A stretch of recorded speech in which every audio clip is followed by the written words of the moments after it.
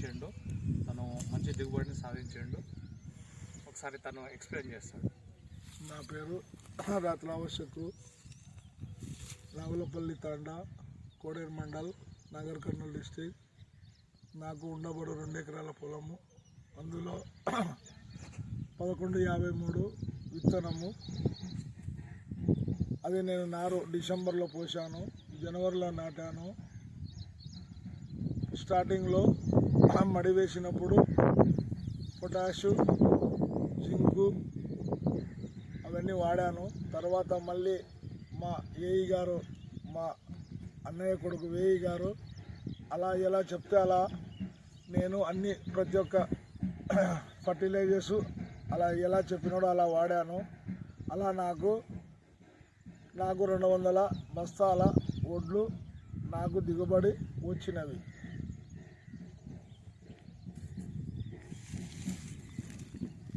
అయితే మా బాబాయ్ వేసుకున్న పొలంలో మొదటగా తను నేను చెప్పినట్లు కరిగెట్ వేసుకున్న తర్వాత విత్తన శుద్ధి తను ఆ టైంలో చేసుకోలేదు.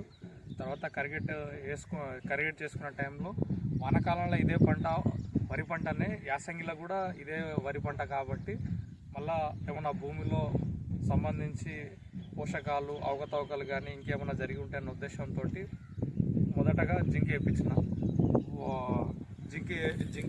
ఒక ఎకరకు 10 kgs చొప్పున జింక్ వేయించిన తర్వాత వరి నాట్లు వేసుకునే టైంలో వరి నాట్లు వేసుకున్నారు 15x20 స్పేసింగ్ చొప్పున.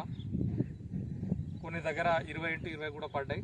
ఆ స్పేసింగ్ చొప్పున వేసుకున్నారు. వేసుకున్న తర్వాత మా బాబాయ్ షేర్లో నేను గత వీడియోలో అన్ని రకాల ప్రాక్టీసెస్ చెప్పాను కదా, ఆ వీడియోస్ ఆ ప్రాక్టీసెస్ అన్నీ యాస్టీస్గా అట్లే ఎక్స్ప్లెయిన్ చేసిన. ఫస్ట్ టైం ఫర్టిలైజర్ డోసులో భాగంగా మా బాబాయ్ తోటి నేను నేర్పించింది ఒక యూరియా బ్యాగు, ఒక ఎకరానికి ఒక యూరియా బ్యాగు, 20 kgల పొటాషు, మళ్ళీ ఒక డిఏపి. ఒకవేళ డిఏపి లేకపోతే 320, 317, 319 ఇవి 20-20-0 ఫర్టిలైజర్ను అసలు నేను వాడనీయలేదు. మా బాబాయ్ షేన్లో అసలు నేను 20-20-0-13 అనే ఫర్టిలైజర్నే వాడనీయలేదు. ఎందుకంటే H2S గ్యాస్ని రిలీజ్ చేపిస్తుంది. 13 అనేది కంప్లీట్గా సల్ఫరు, అది కంప్లీట్గా వాటర్ తోటి చర్య పొంది H2S గ్యాస్ని రిలీజ్ చేస్తుంది. దాని కారణంగా చేను అనేది చచ్చుబాడినట్లు ఎరుపు కలర్లోకి మారడం, ఆకులు అనేటివి ఎర్రగా మారడం అనే విధంగా ఉంటుంది. కాబట్టి ఆ విధంగా దాన్ని నేను వాడనీయలేదు. ఈ ఫర్టిలైజర్ నేను వాడించిన తర్వాత వీటితో పాటుగా 4G గోల్కలు, కాప్టా హైడ్రోక్లోరైడ్ 4G, తర్వాత అందుబాటులో ఫటెరా ఉంటే ఫటెరా, తర్వాత విటాకో గోలికలు ఉంటే విటాకో గోలికలు, తర్వాత రిజెంట్ అల్ట్రా గోలికలు ఉంటే అది. ఇట్లా రకరకాల ఇన్ని రకాల గోలికలలో ఏదో మనకి ఇక్కడ అందుబాటులో ఏదైతే గొలకలు దొరుకుతాయో ఆ గొలకలను వాటితో పాటుగా కలిపి ఇప్పించిన. కలిపి ఎకరాకు 1 kg యూరియా, ఒక బ్యాగ్ యూరియా, 50 కిలోల బ్యాగ్ యూరియా ప్లస్ 20 kgల పొటాషు, తర్వాత ఒక బ్యాగ్ డిఏపి చొప్పున మొదటి దశలో ఇప్పించిన. దాంతో మొదటి దశ అయిపోయింది. దాని తర్వాత ప్రతిరోజు నీరు తడివాడి పెట్టుకోవడము, తర్వాత ఏమేమి తడియాడి పెట్టుకోవడము, తర్వాత ప్లస్ నీటిని అన్నిటిని తక్కువ కాకుండా చూసుకున్నాడు మా బాబాయ్. దాని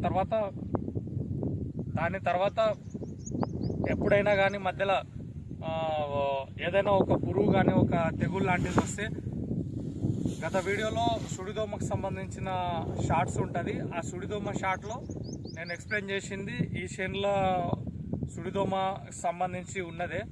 దానికి డిటోటెఫురాను, తర్వాత పైమెత్రజేను, ఆ కాంబినేషన్లో ఆ టెక్నికల్ నేమ్ కలిగిన కెమికల్స్ని వాడమని చెప్పడము. తర్వాత ఇట్లా అదొకటి, మధ్యలో తెగుళ్ళు ఏమైనా వస్తాయి. మళ్ళీ రెండో దశకు వచ్చేటాలకి రెండో దశలో నేను మా బాబాయ్ గారికి ఏం చెప్పినా అంటే, ఒక బ్యాగు యూరియా ప్లస్ పొటాష్ గాన ఈ డిఏపి గాన ఉంటే డిఏపి, లేకుంటే 3.20 గాన ఉంటే 3.20 లాంటిది వేసుకోమని చెప్పిన. అది వేసుకున్నాడు. దాని తర్వాత ఒక ఎకరాకు ఒక బ్యాగ్ చొప్పున మాత్రమే వేసుకున్నారు. దాని తర్వాత మూడో దశలో కరెక్ట్ ఈ పొట్ట ఈనడం కానీ ఆ కంకులు నిండే దానికి ముందు సమయంలో ఈ కొంకర అనేది గట్టిగా అటాక్ చేస్తుంది. అయితే అటువంటి సందర్భంలో మనము మా బాబాయ్ గారితో 20 కిలోల పొటాష్ లాస్ట్ స్టేజ్లో వేయించిన. లాస్ట్ స్టేజ్లో 20 కిలోల పొటాష్ వేయించిన తర్వాత ఆ గింజలు అనేటివి గట్టిగా నిండినాయి. తర్వాత ఇప్పటివరకు తను ఏ పెస్టిసైడ్ తీసుకోవాలనుకున్నా, తర్వాత ఎటువంటి పురుగుల మందు కానీ ఎటువంటి తెగుళ్ళ మందులు కానీ తీసుకోవాలనుకున్నా కానీ నాకు ఫోన్ చేసి ఖచ్చితంగా అడిగి తీసుకుంటాడు. దాంతోపాటుగా ఏ రకమైన పురుగు ఉందో, ఏ రకమైన తెగులు ఉందో తను గుర్తించి దాన్ని వాట్సాప్ చేస్తే నేను దాని ఉద్దేశ ప్రకారంగా దీనికి పలానా రకమైన టెక్నికల్ నేమ్ మందు మాత్రమే కొడితేనే ఇది సెటరేట్ అయిపోతుంది అన్న ఉద్దేశంతో మా బాబాయ్ గారికి నేను ఎక్స్ప్లెయిన్ చేసి చెప్పేటోని.